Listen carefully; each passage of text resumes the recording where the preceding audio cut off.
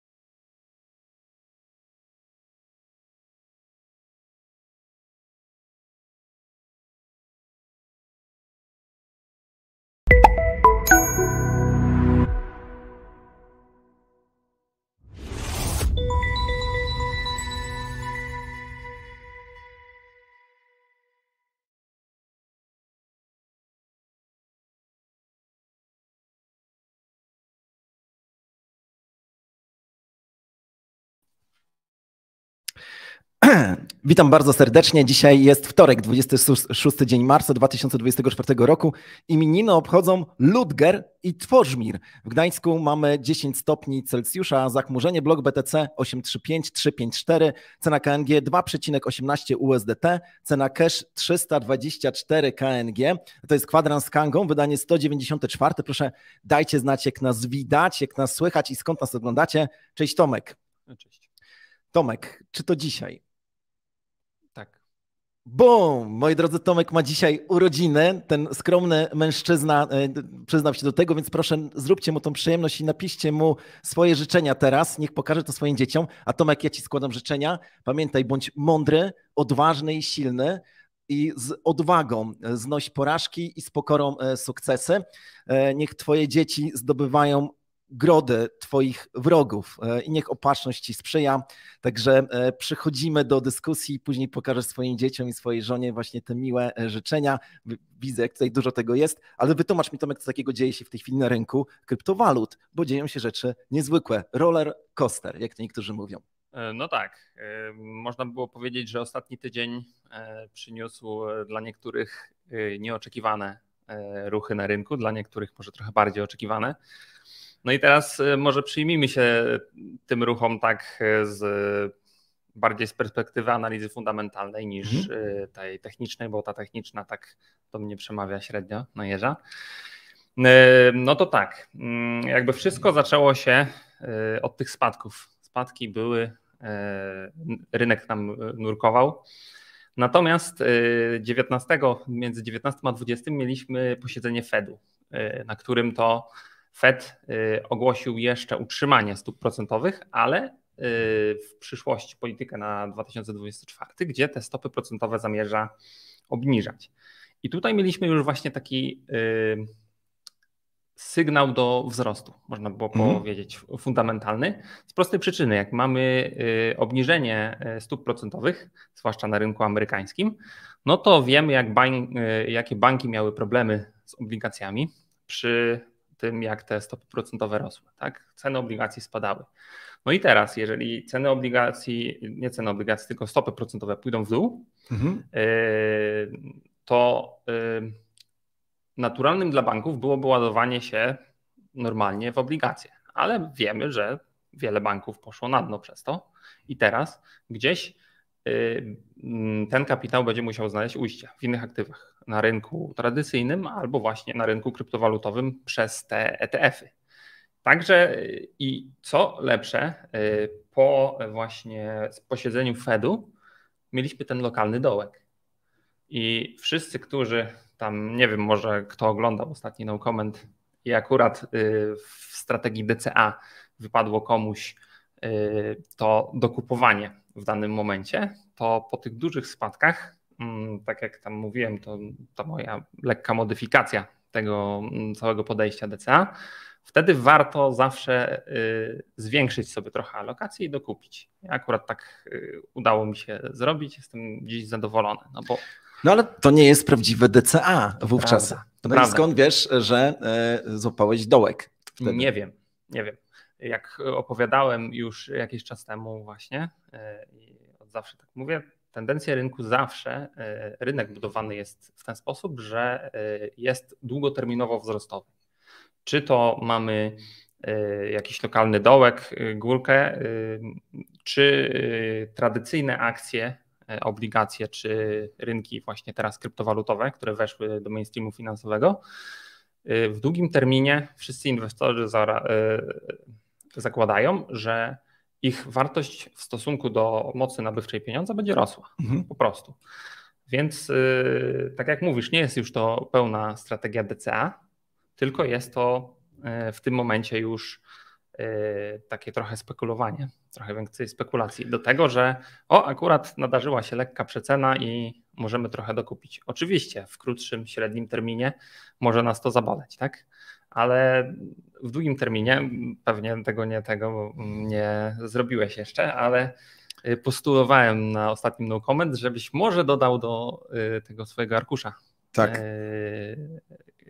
te drobne zmienne, gdzie jak krew się leje na rynku, to żeby wtedy tą alokację na zakupy DCA zwiększać. No, ja dodaję, w ogóle pracuję w wolnych chwilach, których brakuje, nad różnymi strategiami, które mają się też wyliczać historycznie. To znaczy, co by było, gdybyś stosował nie strategię DCA, ale quasi DCA, albo w ogóle jakbyś stosował inne strategie. Taką strategię, którą w tej chwili testuję, jest to, że jak się pojawia złoty krzyż i gwiazda śmierci, czyli wiemy, że to są te dwie takie formacje w analizie technicznej, za którą ty szczególnie przypadasz, ale możemy później o tym porozmawiać. No to właśnie chcę przetestować, co by było, gdybyśmy wysyłali sygnał do kupowania wtedy, kiedy pojawia się złoty krzyż. Przypomnę tylko, że złoty krzyż jest wtedy, kiedy średnia krocząca krótkoterminowa przecina od spodu długoterminową. Później możemy o tym porozmawiać, bo pewnie dla niektórych to może się wydawać bardzo nudne. Natomiast historycznie na jakiekolwiek notowania patrzymy, to okazuje się, że złoty krzyż zapowiada wzrosty. A gwiazda śmierci, czyli odwrotną sytuację, że krótkoterminowa średnia krocząca przecina długoterminową, zapowiada właśnie spadki. Chcę przetestować, co by było, gdybyśmy to traktowali jako sygnał do kupna i do sprzedaży. Natomiast niektórzy nam zarzucają, że my ciągle o tym DCA i DCA. DCA według mnie sprawia, że ty możesz spać spokojnie. Możesz spać spokojnie i nigdy nie masz poczucia porażki. Może wtedy, kiedy przychodzi ten wielki, wielki dołek i nagle się okazuje, że jeżeli ty stosujesz tą strategię, nie wiem, w krótkim terminie, od niedawna, no to wtedy rejestrujesz to, że być może ponosi stratę. No ale właśnie ten arkusz, który gdzieś tam przygotowaliśmy, wskazuje, że każdy, kto stosował DCA na Bitcoinie, Ethereum, Dogecoinie, BNB czy innych kryptowalutach, on po prostu wygrywa. No zwłaszcza na Solanie oczywiście. Solana tutaj nas zaskakuje. Ale wracamy do dyskusji o tym, co się wydarzyło, no bo faktycznie to był byczy sygnał, zapowiedź tego, że w tym roku trzykrotnie mamy zobaczyć w Stanach obniżki stóp procentowych. Co jeszcze fundamentalnie się wydarzyło? Dalej mieliśmy taką sytuację, że po pierwsze w piątki mamy zamknięcie rynków futures na CME. To znaczy, że duży kapitał spekulacyjny. Wyjaśnij, co to jest CME. CME to jest taki rynek, na którym handluje się wysokowolumenowo kontraktami terminowymi na Bitcoina i na ETN-ami. Ogólnie rzecz biorąc, przy zamknięciu sesji, no później przez weekend mamy właśnie obniżony kapitał spekulacyjny, dlatego ten rynek przez weekend mógł sobie spokojnie rosnąć. Mieliśmy takie stabilne, małe wzrosty. I teraz dobiliśmy do jakiegoś, to może był 22, to była chyba niedziela, tak? Gdzie wieczorem chyba po 22 CME otwiera trading, czy 10 rano w poniedziałek, nie wiem, nie wnikam. Natomiast doszliśmy do pewnego punktu oporu, gdzie co się pojawiło 23 w opinii publicznej.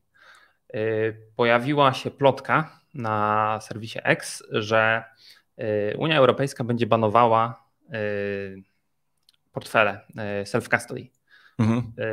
I wtedy ludzie, wiadomo, gdzie dostarczyliśmy im takich informacji, wpadają w panikę, zaczynają się rozkminy, plotki, właśnie szum medialny i wtedy cena Bitcoina zaczęła znacząco cofać. To był 23 bodajże. Można nawet tam sobie śledzić teraz wykresy. I to jest też dodatkowe, wbrew pozorom, paliwo, bo moim zdaniem w tym momencie już jakby ruch był określony. Idziemy w górę, natomiast trzeba rzucić jakiś ochłap newsowy w mainstream, żeby ludzie zaczęli ładować się w shorty. Bo gdy dużo osób jest załadowanych w shorty i potem jednak cena rośnie, bo duży kapitał skupuje bitcoina, to te shorty też zapadają się, są likwidowane i to dodatkowo napędza te wzrosty. Także wydaje mi się, że po prostu ten wcześniejszy event o zmianie polityki Fedu miał na tyle duży wpływ na rynek, że to tylko miało dolać, że tak powiem, oliwy do ognia. Albo paliwa. No, ja mam tutaj jeszcze trochę innych fundamentalnych newsów, które mogą wskazywać na to, że właśnie krypto, no, że z Bitcoina będzie coś się działo. Zacznijmy może od tego jednak negatywnego sygnału. Chodzi o odpływy kapitału z ETF-ów. No bo mieliśmy 5 czy tam 6 ostatnich dni, kiedy wyglądało to dość negatywnie. Grayscale traci bardzo dużo w tej chwili.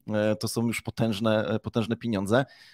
No i jak gdyby byliśmy świadkami przez kilka ostatnich tygodni, że ten kapitał do ETF-ów napływał tam w setkach milionów dolarów każdego dnia, a ostatnio wydarzyło się trochę gorzej. Chcesz to jakoś skomentować albo uzupełnić? Tak. Wiesz, to jest tak, że rzeczywiście, jeżeli spojrzymy sobie, jeżeli ktoś ma arkusz taki, który monitoruje wpływy i wypływy ETF-owe, znaczy kapitału z ETF-ów, z i do ETF-ów, to zauważy, że ostatni tydzień był rzeczywiście gigantycznym momentem odpływu, zwłaszcza z funduszu Grayscale'a. I to jest coś nowego na rynku ETF-ów.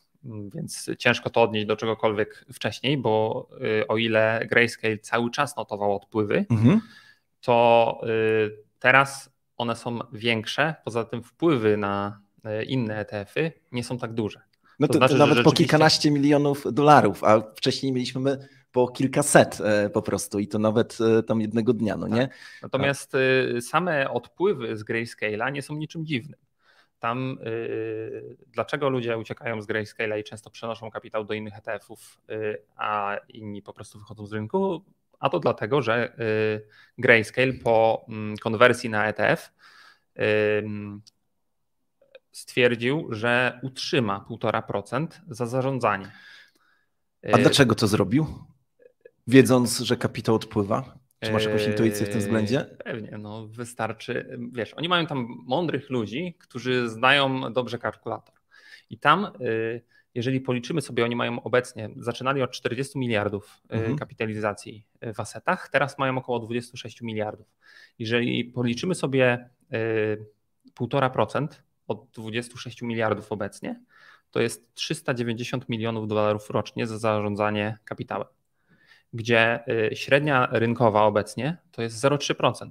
0,3% z tej samej kwoty byłaby 5 razy mniejsza.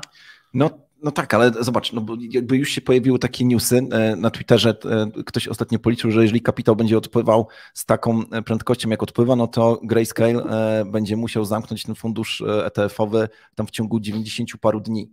I teraz nawet nie wiem, bo to czytałem tego tweeta kilka dni temu, więc wiem, że tam jednego dnia wyciekło, czy wypłynęło 300 milionów dolarów, innego pół miliarda, ale generalnie rzecz biorąc, to się nie spina.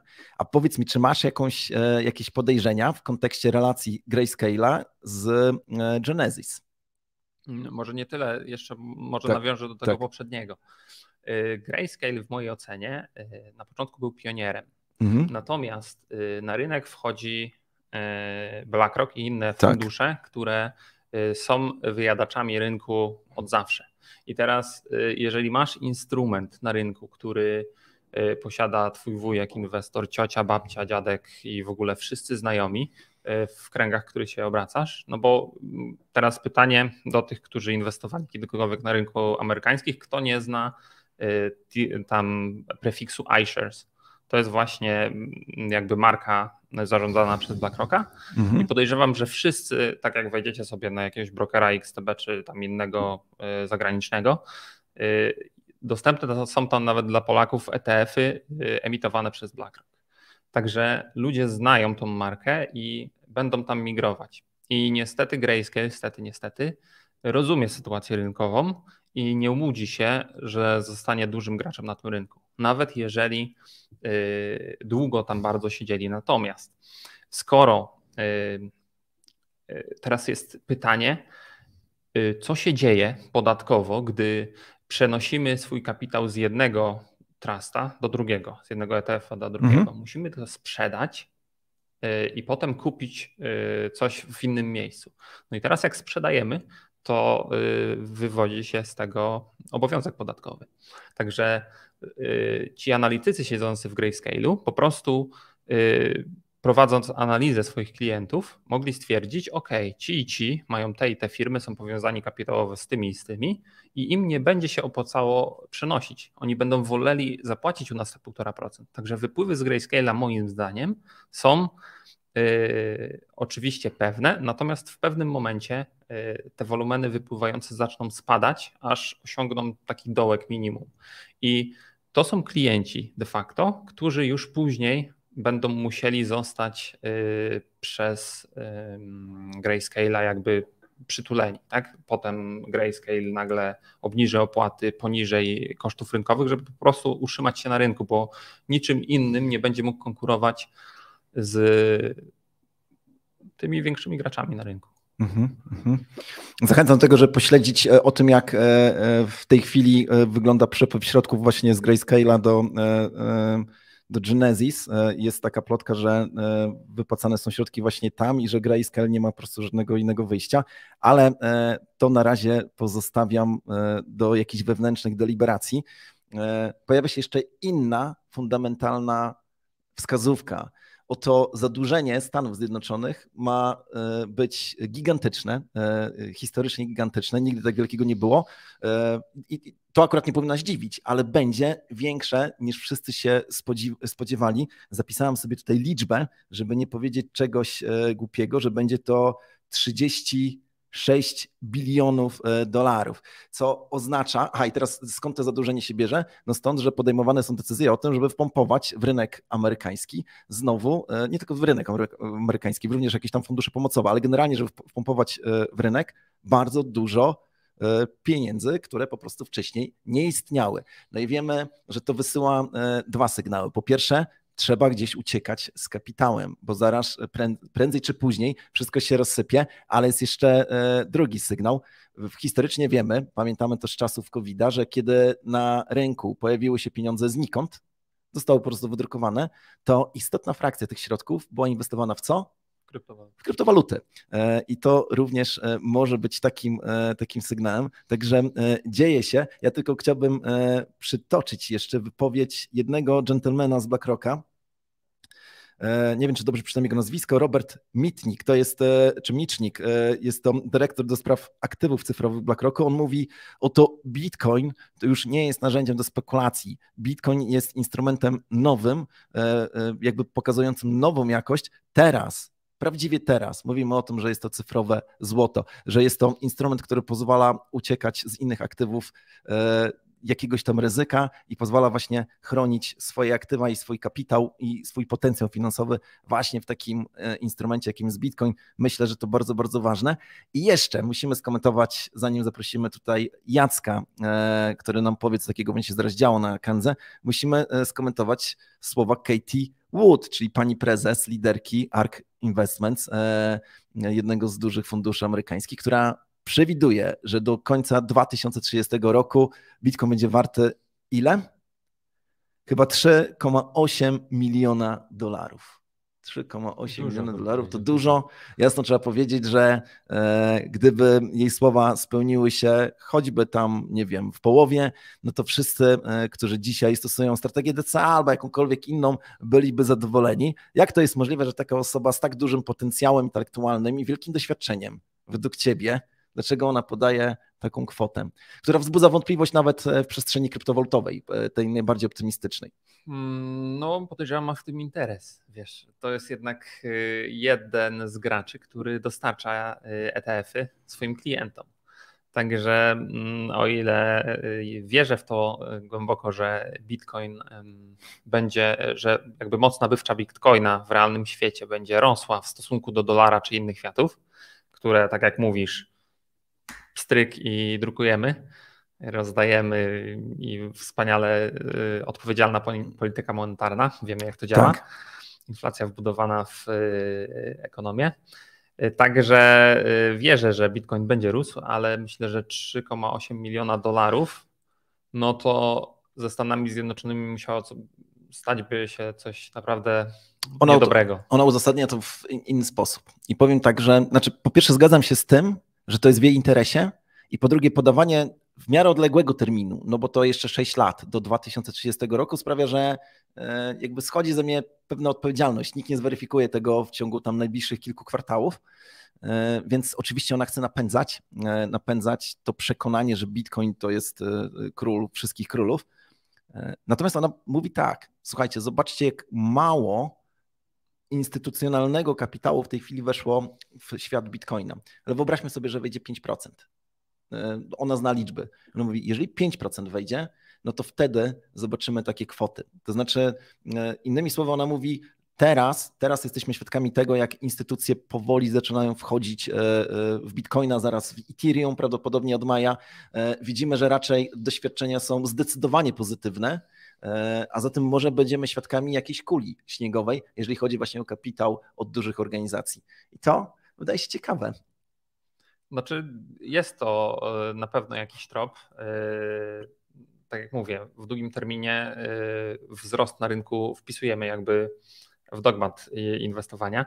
Natomiast co jest też bardzo interesujące obecnie, to jest to, że mówimy tylko o Bitcoinie i mówimy tylko o Etherze. I zauważ, że jest taka kreacja narracji, że to są jakby obecnie jedyne kryptowaluty, w które warto wchodzić. I rzeczywiście nawet BlackRock ostatnio chyba powiedział, że tylko Bitcoin, tylko Ether. A my gdzieś z tyłu głowy musimy mieć taką myśl, przynajmniej ja mam taką myśl zawsze, że ci ludzie nigdy nie powiedzą nam prawdy, to jest rzecz pierwsza i zawsze będą mówili rzeczy, które są w ich interesie lub w interesie osób, które są dookoła nich. I teraz spekulacyjnie można rozważyć sobie rynek i pomyśleć, a jeżeli poza Bitcoinem i Etherem oni będą chcieli wprowadzić ETF-y w przyszłości na innego coina. Wytypować sobie tego coina i pomyśleć, co będzie z tym coinem, gdy część tego kapitału, o którym mówisz, który migrowałby po prostu do rynku kryptowalut, nie będzie stricte migrował do Bitcoina, Ethera, tylko też do tego trzeciego, czwartego coina. Bo jednak rynek asetów kryptowalutowych mamy szerszy.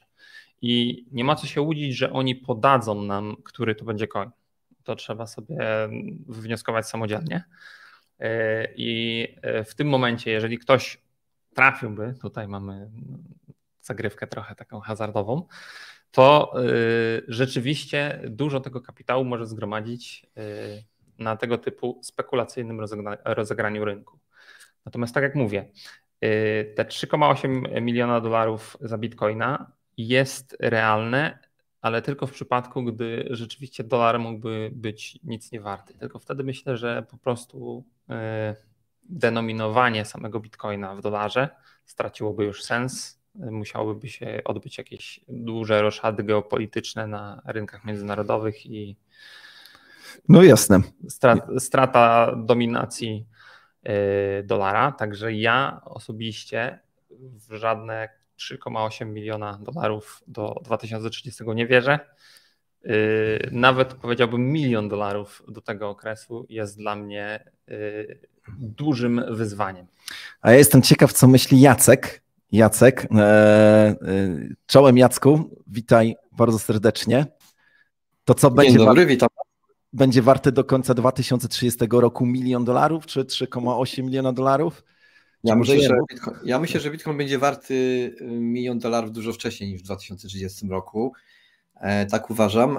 Natomiast zgadzam się też z drugiej strony z Tomkiem, że musiałoby się coś wydarzyć, co spowoduje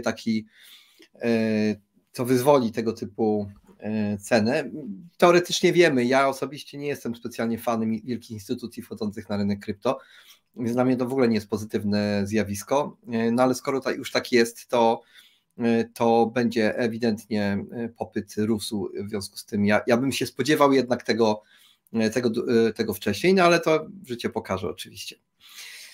Słuchajcie, chciałem zacząć, nie wiem, czy ktoś z obecnych i oglądających nas pamięta taką audycję radiową z lat 70., Kulisy srebrnego ekranu, które rozpoczynały się takim sławetnym tekstem: fajny film wczoraj widziałem, a rozmówca się pytał, a momenty były? No i chciałem wam właśnie powiedzieć, że fajny film wczoraj widziałem i to była Duna i chciałem wam powiedzieć, że nie będę mówił o Dunie, ale przed Duną było parę jak zwykle zwiastunów, oprócz 1500 reklam pojawiły się 2 zwiastuny i pierwszy zwiastun to był nowy film z Godzillą i z King Kongiem, który w zasadzie chyba wszedł już do kin w tym tygodniu, a zaraz potem był zwiastun filmu Królestwo Planety Małp, który niedługo wchodzi do kin. Czyli generalnie wielkie małpy atakują i rządzą. I co łączy te dwa filmy i te dwie takie ikoniczne postacie filmowe, czyli japońska Godzilla i przez Amerykanów zekranizowana Planeta Małp, choć napisał ją w latach 60. Francuz. Łączy je pewnego rodzaju strach przed wojną. To były czasy zimnej wojny, lata 60. Wtedy powstała Godzilla, wtedy powstała Planeta Małp. W 1968 roku był film, to były, słuchajcie, pokłosie kryzysu kubańskiego.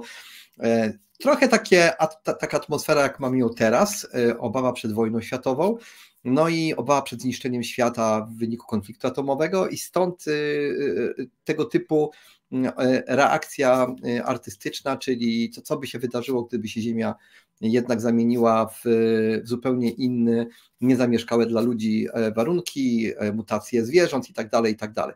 Dlaczego o tym mówię? Dlatego, że trochę mamy podobną sytuację teraz i znowu odżywają podobne nastroje, ale dla nas już tak bardziej pozytywnie ten King Kong, ta Planeta Małp przynosi bardzo ciekawy, nieoczekiwany blockchainowy akcent, a tym akcentem jest nasze jutrzejsze AIO gry Imperium Małp, które buduje się właśnie w takim uniwersum planety zamieszkałej przez małpy.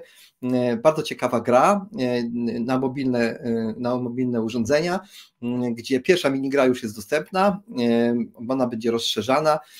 Gra, gdzie mamy swoje plemię, budujemy, musimy zdobywać terytoria, odbijać od sąsiednich plemion ich zasoby, również kryptowaluty, które też tam się pojawiają jako zasoby, jako jeden z takich obłód drewna, ognia, wody i tak dalej, są też krypto.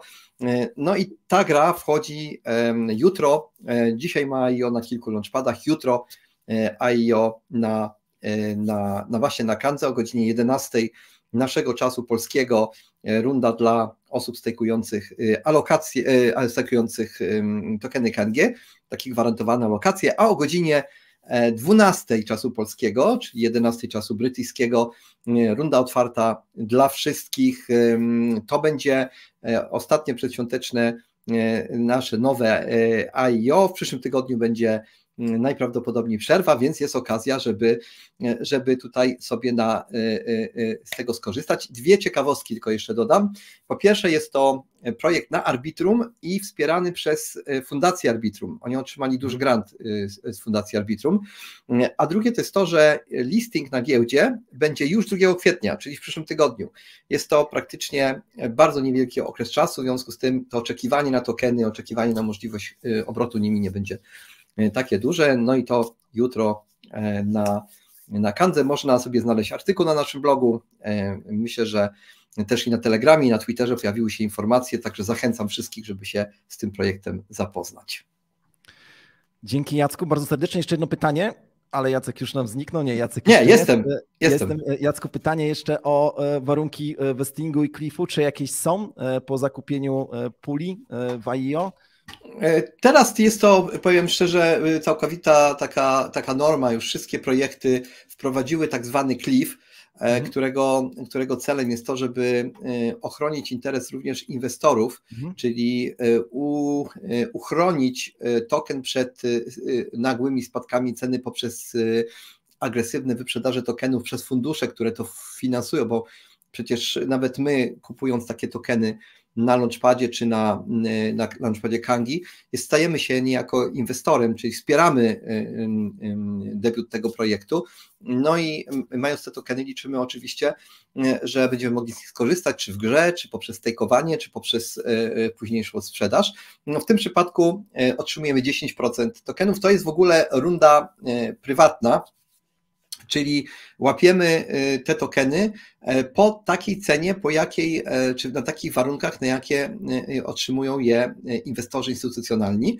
Natomiast z uwagi na to, że ten okres oczekiwania na listing jest to dość korzystny, mamy 10% w momencie, kiedy te tokeny będą wylistowane na giełdzie, potem jest tylko 1 miesiąc przerwy, a potem codzienne uwalnianie tych tokenów dla inwestorów. Także w miarę, bym powiedział, takie korzystne w perspektywie nadchodzącej hossy.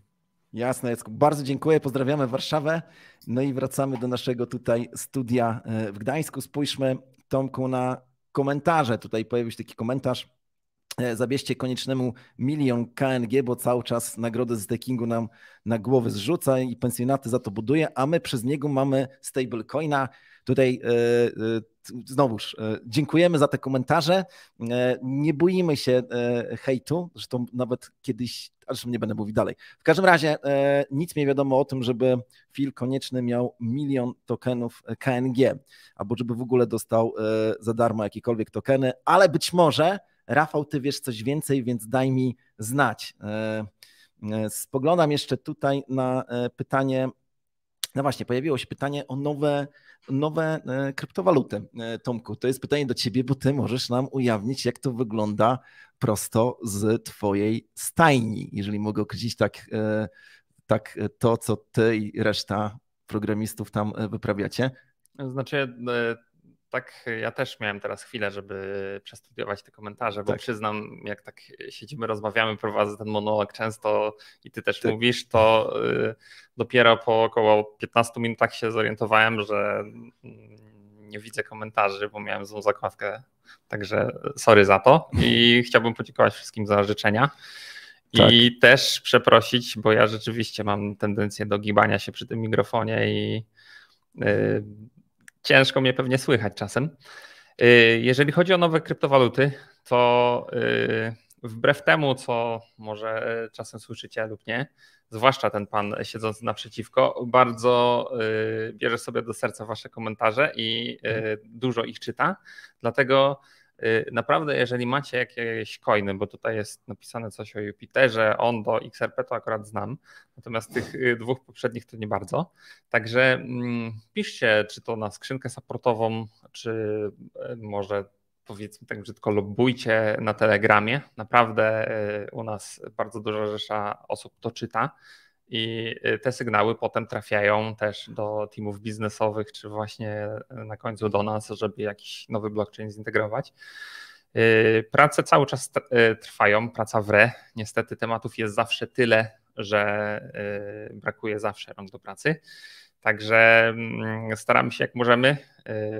Staramy się też jak najszybciej dowieść nowe blockchainy na Kangę, żeby rzeczywiście przynajmniej dorównać konkurencji pod względem dostępności wachlarza tych walut wirtualnych u nas. Także tyle z tego, co mogę, że tak powiem, powiedzieć i wam przekazać. Natomiast jeżeli chodzi o jakiekolwiek gwarancje terminów, czy mówieniu, kiedy coś będzie, to strasznie nie lubię tego. Od terminów to jestem ja, czasami Łukasz. Łatwo się mówi o terminach, jeżeli się czegoś nie robi. Znaczy w sensie nie trzeba dowodzić tego od strony technologicznej, ale fakty są takie, że dwa duże zespoły techniczne pracują u nas ciągle nad nowymi funkcjonalnościami. No i tak jak mówiliśmy, no spodziewaliśmy się, że do końca tego kwartału uda nam się dodać nową całą sieć. Mówiliśmy o Tranie. Trochę nam się to przesuwa, ale wygląda wszystko na to, że jesteśmy gdzieś tam przy finale. Tutaj padło również pytanie, na które chcę odpowiedzieć. Kiedy Kanga VIP i kiedy listing tokena KNG na innych giełdach? Zgodnie z naszą deklaracją te dwie rzeczy i kilka innych mają mieć miejsce właśnie w drugim kwartale tego roku i też mocno nad tym pracujemy. Także no, dziękuję za to pytanie, również odpowiadam. Też przypomnę o tym, że gdzieś na blogu jest cały plan naszych działań na ten rok. Ten plan nazwaliśmy KNG 2.0. Patrzę na inne komentarze. Kanga Boy mówi, że kto pyta, nie błądzi i oczywiście potwierdzam. Jeszcze jedna rzecz, było pytanie o DCA. No to właśnie, tu wyjaśnij, jak można zrobić DCA na Kandze? Jest możliwość, nawet jest możliwość zautomatyzowania tego typu procesu. Po prostu trzeba to zrobić niestety w 2 krokach. Jeżeli chcemy na przykład kupować kryptowalutę bezpośrednio ze swojego konta bankowego, to też jest to o dziwo możliwe, tylko trzeba trochę kombinować, bo mamy coś takiego na Kandze jak zlecenia cykliczne. Możemy tam wystawić zakup na przykład bitcoina za kwotę 100 zł raz w tygodniu, raz w miesiącu i w momencie, gdy będziemy mieli na przykład omega złotówki na swoim koncie, na swoim portfelu, to ten zakup będzie dokonywany tam po określonej cenie maksymalnej, którą wprowadziliśmy do systemu. No i po prostu, jeżeli dostarczymy tam kryptozłotówki czy USDT, jeżeli kupujemy za USDT, to rzeczywiście ten Bitcoin będzie się kupował, czy tam inny aset, który sobie wybierzemy. Natomiast co można zrobić, żeby jakby robić to bezpośrednio z konta?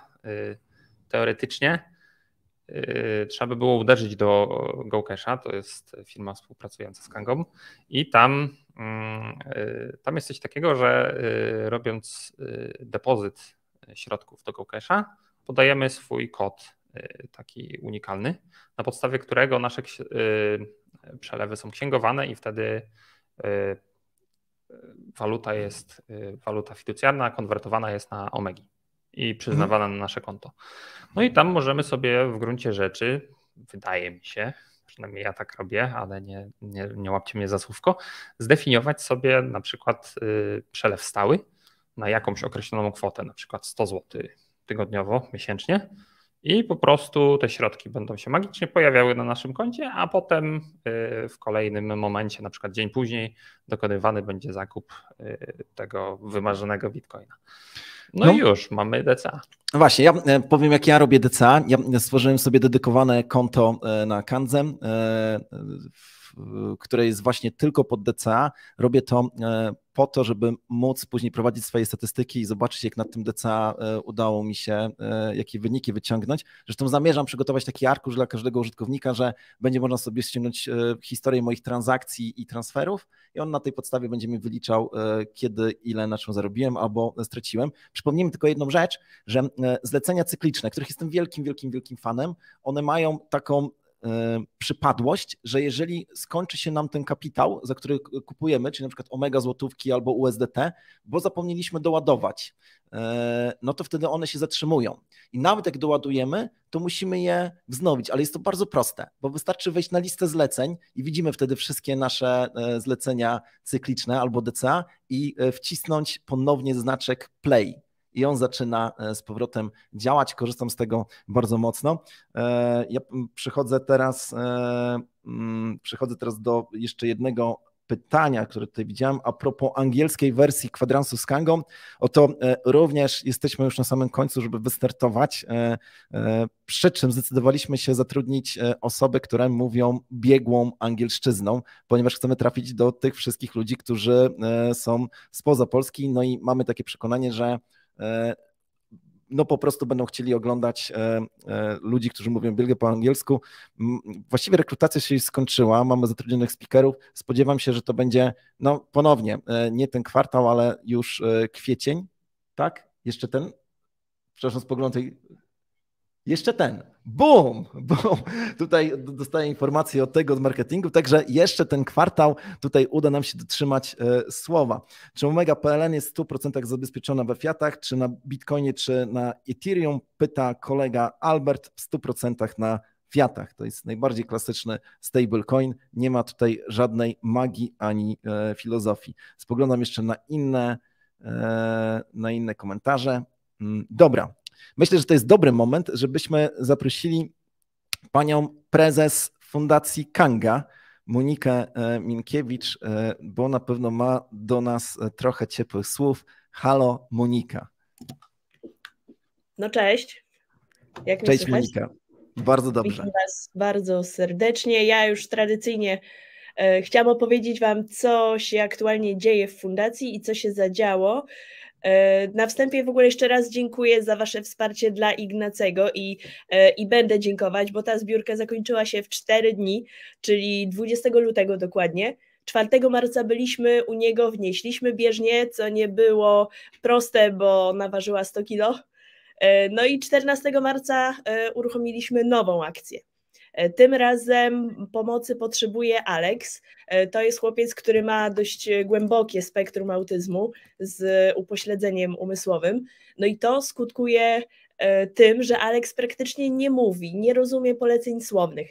Jest w stanie, co prawda, powiedzieć kilka słów, ale dobór tych słów jest na tyle ograniczony, że o jakiejś sprawnej, płynnej komunikacji nie ma mowy. Żeby zrozumieć w ogóle polecenie, Alex musi widzieć obraz, dźwięk, konkretne polecenie, najlepiej w formie takiej multimedialnej, bo już z czegoś takiego korzysta. Natomiast chłopiec ten potrzebuje codziennego takiego intensywnego treningu komunikacji, no i też innych umiejętności społecznych, bo nie chodzi tylko o to, ale też na przykład o empatię. I zajęcia w szkole nie wystarczają, bo na dowód czego zamiast w 7. klasie jest w 5. klasie. No i właśnie, jeżeli uzbieramy dla niego na taki specjalny program multimedialny dla autystów, to jest duża szansa na poprawę jego zdolności, no bo on będzie ćwiczył w domu na co dzień z rodzicami. I dlatego zapraszam do wpłat oczywiście. Strona kanga.exchange /PL /fundacja albo po prostu menu pomagamy na naszej stronie. Wpłat możecie dokonywać już nie tylko przez Kanga Pay, ale też przez przelew wewnętrzny albo po blockchainie. Również na dole strony mamy te wszystkie formy wpłaty opisane. Jest też przelew tradycyjny, jeśli kogoś to interesuje. Także słuchajcie, otwórzcie swoje serca, jest szansa pomóc kolejnej osobie, chłopcu, który naprawdę, żeby w ogóle takiej izolacji społecznej nie mieć, żeby ją ograniczyć, to jest duża szansa, że jeżeli będzie z tego programu codziennie korzystał, to będzie mu łatwiej po prostu odnaleźć się wśród ludzi. Dzięki Monika, bardzo serdecznie. No i oczywiście zapraszamy wszystkich, tak jak powiedziała Monika, do tego, żeby brać udział w tych zbiórkach. Ja sam wpłacam, uważam, że jest to narzędzie do tego, żebyśmy pokazali tym wszystkim ludziom, którzy mówią, że kryptowaluty to tylko pranie brudnych pieniędzy, żeby pokazać, że to po pierwsze nie jest pranie brudnych pieniędzy i w ogóle edukacją w tym temacie również zajmuje się Monika, ale przede wszystkim możemy wykorzystywać kryptowaluty do tego, żeby pomagać innym, tym wszystkim spoza tego świata będzie po prostu wstyd. Monia, jeszcze raz bardzo dziękuję, a my wracamy do newsów. Tomku, czy masz jeszcze coś ciekawego do powiedzenia a propos tego, co się dzieje? Znaczy, jeszcze warto by było nadmienić, bo zniknęliśmy. Już jesteśmy. Dobra. Warto by było jeszcze nadmienić, bo ostatnio w No Comment chyba było powiedziane, a może na kwadransie poprzednim, że w tym tygodniu uruchamiany będzie ten halving na naszym posie. Natomiast z tego, co się dowiedziałem dziś rano, to jest on przesunięty na przyszły tydzień. Także jeszcze się nie bójcie, jeszcze nic nie zabieramy. Halving jeszcze nie jest, właściwie nie wiem, czy się nie bójcie, bo może spodziewaliście się, że już dziś będziecie wypłacać z posa bez tej kary, ale to jeszcze nie dzisiaj, także... Przypomnijmy zasady, które wprowadzamy dokładnie 1 kwietnia. Taką decyzję podjęliśmy ze względów medialnych. Chcemy dotrzeć z tą informacją do wszystkich ludzi, którzy posiadają token KNG. Chcemy być pewni, że każdy o tym wie, albo jak największa nasza społeczność. Wprowadzamy pewne zmiany, to jest częścią całego projektu KNG 2.0. Zmiana, o której w tej chwili mówimy, w moim głębokim przekonaniu. Ona w sensie lokalnym może niektórym wydawać się wcale nie tak dobra, jak ja tutaj myślę, ale w sensie globalnym, w ujęciu jakby poprawę nastroju wszystkim tokenariuszom i jednocześnie poprawę tokenomii. Wydaje mi się, że jest to bardzo, bardzo dobra zmiana. Spodziewam się efektu takiego widocznego już na rynku po kilku tygodniach, może po kilku miesiącach.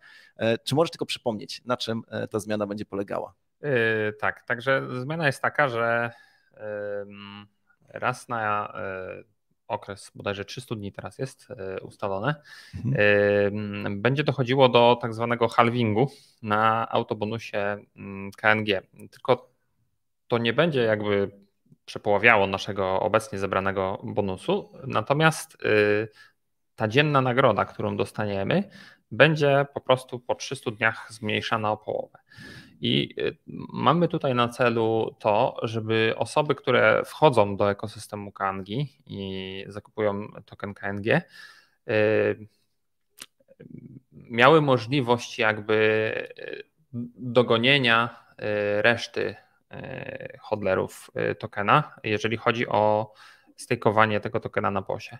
No bo obecnie, tak jak wiemy lub nie i jak się domyślamy lub nie, ludzie, którzy wchodzą świeżo do ekosystemu KNG i widzą, jak ciężko jest jakby dogonić resztę i że w obecnej tokenomii nie są w stanie nawet dogonić tych starych hodlerów, po prostu nie decydują się na wejście w nasz ekosystem. Tudzież chcemy po prostu, żeby adopcja naszego tokena przez te zabiegi była po prostu większa. Czyli żeby po prostu wzrosła jakby presja popytowa na token. Oczywiście wydaje mi się, że żeby było lepiej, na początku musi być pewnie trochę gorzej. Dlatego stare chińskie przysłowie. Wprowadzamy też drugą zmianę dla tych, których bardzo bolało to, że wypłata z POS-a KNG swojego stake'a wiąże się z całkowitą utratą autobonusu. Obecnie będzie to przecinanie właśnie autobonusu na pół jako ta kara za wypłatę. Natomiast adekwatnie do tego przecięcia, do tego momentu, w którego spadniemy ze stanem naszego autobonusu, będziemy dostawać dziennie większe proporcjonalnie dodatkowe procenty do naszego autobonusu niż przed wypłatą. Także każdy będzie mógł w stanie wprowadzić sobie tu jakąś strategię sprzedaży tych tokenów z POS-a na przykład. No i jeszcze trzecia zmiana, która już weszła w życie, jest taka, że autobonus jako usługa dostępna jest już tylko dla osób, które posiadają 100 KNG lub więcej. Także jeżeli ktoś wchodzi do ekosystemu już dziś i nie ma 100 KNG, które chciałby wpłacić na POS, to po prostu bez 100 KNG na POS-ie autobonusu nie włączy już. To już weszło w życie. Natomiast osoby, które mają jeszcze poniżej 100 KNG, swojego autobonusu nie straciły. Stracą go w przyszłości, jak ten nowy halving autobonusu wejdzie w życie. Czyli mają jeszcze czas na to, żeby go uzupełnić do 100. A swoją drogą tutaj właśnie Albert napisał jeszcze informację o tym negatywnym sygnale, który pojawił się na przestrzeni znowuż tak naprawdę bardzo silnie na przestrzeni ostatniego tygodnia, ale wcześniej już te sygnały się pojawiały, że ponownie Ethereum może być traktowane jako papier wartościowy. Masz tutaj jakąś intuicję w tym względzie? Chciałbyś to jakoś skomentować? No bo jest to typowo niedźwiedzi sygnał. Właśnie to jest też takie powiedzonko, nie patrz na to, co mówią, tylko co robią. Tak? Mamy już złożone wnioski o ETF-y na Etherze.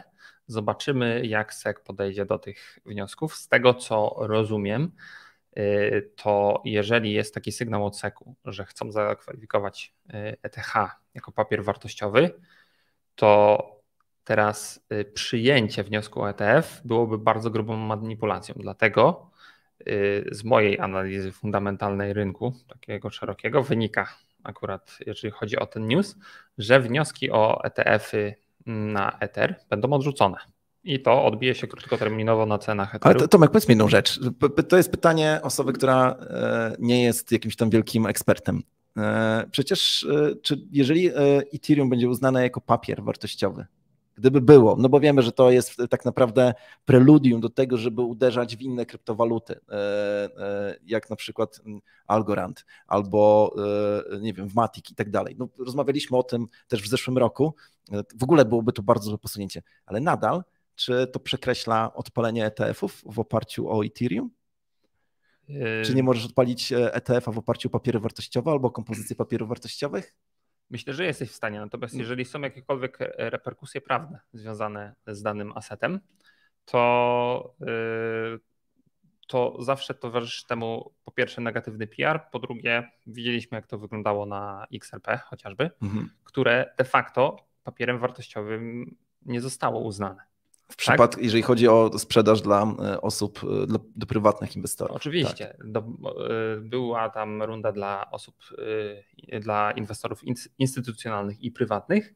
Także powiedziałbym, że zarzuty tego, że ETH jest jakby przez pewnie Ethereum Foundation papierem wartościowym, są jak zwykle, wiadomo, skądś tam SEC musi się finansować. Tak jak bardzo mocno płakał Gensler na tych spotkaniach kongresu, że potrzebują większego kapitału, większego finansowania i tak dalej. Wiadomo, że tam w Stanach wyciągają te pieniądze z kapelusza, dodruk jest jakby na porządku dziennym, więc jakby duży spadek wartości dolara jest jakby w długim terminie gwarantowany.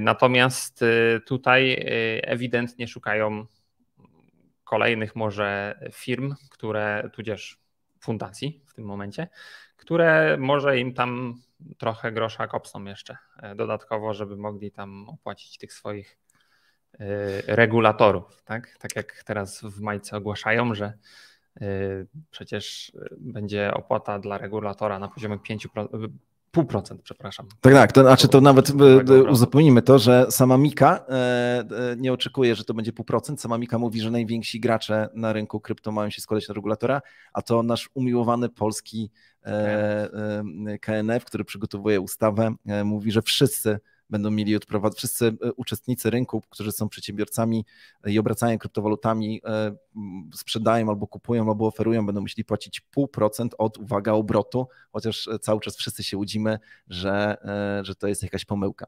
Zresztą zgłosiliśmy swoją uwagę w tym względzie i wielu innych właśnie do tej ustawy. Tutaj Hubert napisał jedną rzecz, że na Stanach Zjednoczonych świat się krypto nie kończy, to prawda, natomiast przypomnę tylko jedną rzecz, że ETF-y bitcoinowe istniały wcześniej niż w styczniu tego roku, tylko nie w Stanach, a to jednak Stany i ten kapitał, który tam jest, drzemie, jeżeli tak mogę użyć takiego określenia, no to one wywołały ten rajd, którego uczestnikami, partycypantami, świadkami właśnie jesteśmy. Dobrze, mam nowy komunikat a propos jeszcze pewnych rzeczy, które się dzieją w tej chwili na Kandze. Próbuję w tej chwili zszerować screen. I oto jedna zbiórka jednego projektu, który cały czas trwa na Kandze, iComp.net. Wydaje mi się, że dobrze wymieniłem nazwę. To jest zbiórka, która w tej chwili trwa, no ale jest nagroda, jest konkurs właściwie, który ma właśnie zmotywować wszystkich do tego, żeby przyjrzeć się bliżej tej inicjatywie. Pula nagród to $1000 i można tutaj na naszym blogu o tym poczytać.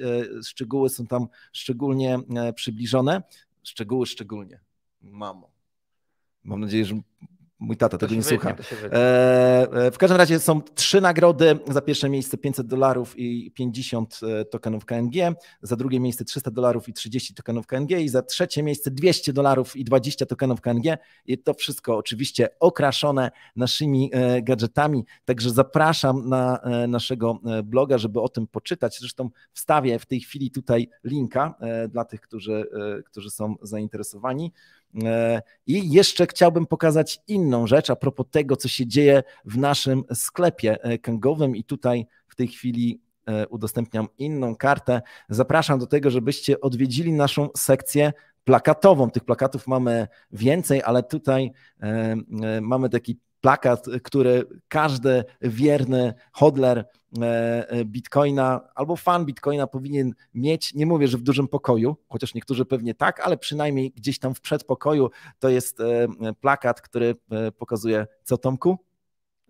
Genesis Block. Genesis Block, czyli pierwszy blok i treść tego bloku. Poprosiłem jeszcze Tomka przed naszym nagraniem, żeby sprawdził, czy faktycznie tak to wyglądało i wszystko wskazuje na to, że tak to wyglądało. Ja tylko powiem, że jeżeli kupujecie za pomocą KangaPaya w naszym Kanga Shopie, no to macie 15% zniżki, także zapraszam do tego, żeby to robić. No i w ogóle zapraszam do tego, żeby tam trochę pobłądzić i właśnie popatrzeć, jakie inne gadżety mamy, a dochodzą każdego tygodnia nowe gadżety. Również wiem o tym, że pojawią się niedługo gry kangowe i kryptowalutowe, takie, żebyśmy mogli wspólnie z naszą rodziną spędzać czas. Tomku, czy masz jeszcze jakiekolwiek newsy ze świata krypto? Bo jeżeli nie, no to przechodzę do ogłoszenia wyników konkursu. Znaczy może tam już newsów nie będziemy nowych wałkować, bo już nam się kwadrans skończył jakiś czas temu. Natomiast jeszcze do tego twojego pytania o to, czy nie można rzeczywiście wypuszczać tych ETF-ów na papiery wartościowe. Tak. Wiadomo, można, nie? Tylko jest tak, że jeżeli trwa w danym momencie postępowanie i złożyli wnioski, że to jest papier wartościowy w oparciu o commodity.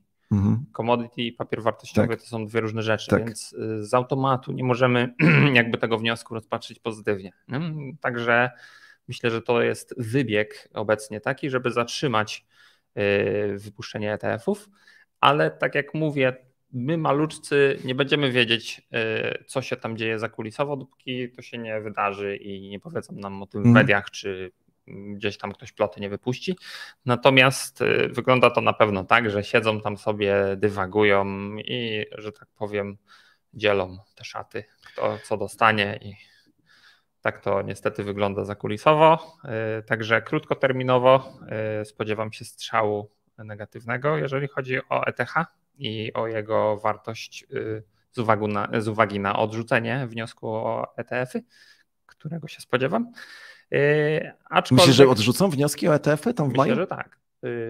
Właśnie z tego powodu, że obecnie wyszło na jaw to postępowanie o zakwalifikowanie Etheru jako papier wartościowy.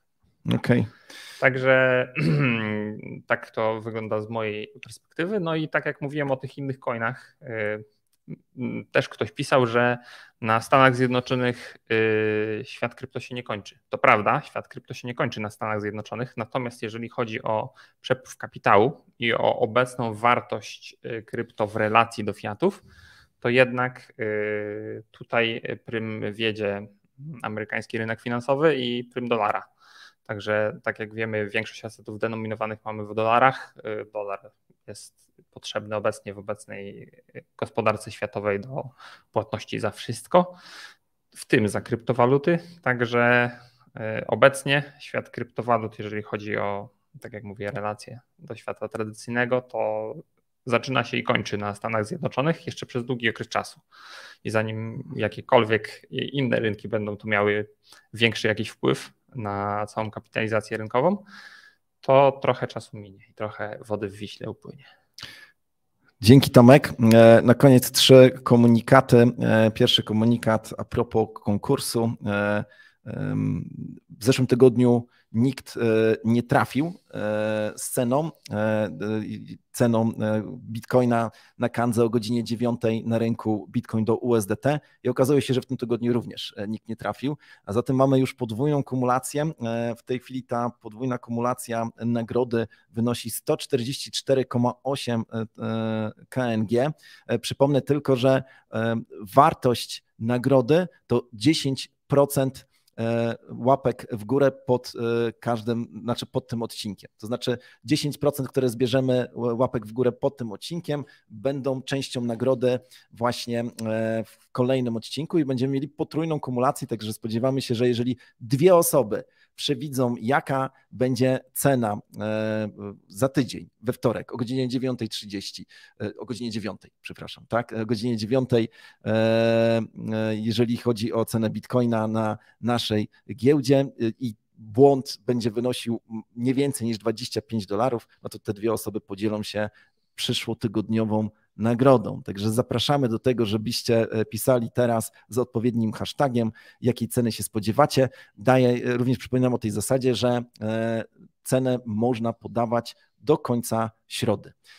Później już nie przyjmujemy kolejnych zapisów i jednej propozycji nie można edytować i to jest jakby pierwsza wiadomość. Druga wiadomość jest taka, że jak pokażemy teraz Tomka w kamerze, to tam z tyłu widać licznik, który każdego tygodnia jest przewijany i oto, moi drodzy, udało nam się osiągnąć po wielu miesiącach tą magiczną liczbę 10 000. Chcemy piąć się oczywiście do góry, ale serdecznie dziękujemy za 10 000 subskrypcji i wszystkich tych, którzy nie subskrybują naszego kanału, bardzo mocno prosimy. Robimy to wszak nie tylko dla Kangi i dla naszej satysfakcji, ale dla lepszego świata. Proszę, subskrybujcie nasz kanał. Tutaj Matias właśnie napisał, że nam gratuluje. Tak, jesteśmy szczęśliwi i nawet bym powiedział głęboko wzruszeni z tego powodu. I miał być jeszcze trzeci komunikat i to są nasze okrzyki wojenne na koniec tej audycji. Czy ty masz, Tomek, jakiś swój ulubiony okrzyk?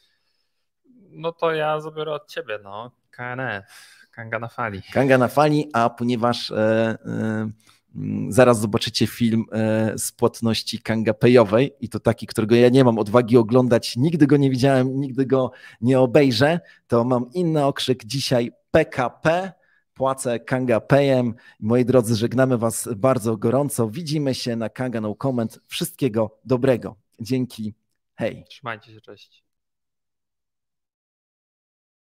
Witajcie kryptoentuzjaści, jesteśmy dzisiaj w gdańskim Wrzeszczu przed barberem Easy.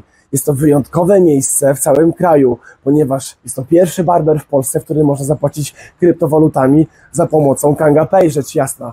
Mało tego, jest to miejsce, w którym można spotkać samego prezesa Kangi, Sławka Zawadzkiego. Zrobimy mu niespodziankę, bo nie wie, że przyjdziemy z wizytą, a jest na fotelu.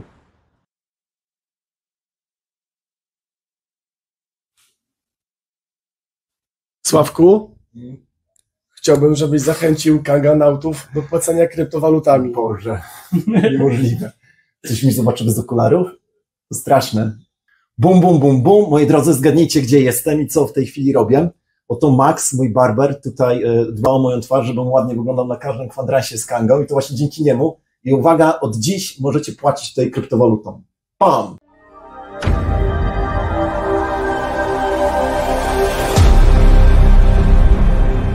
We are Kanga, beyond crypto.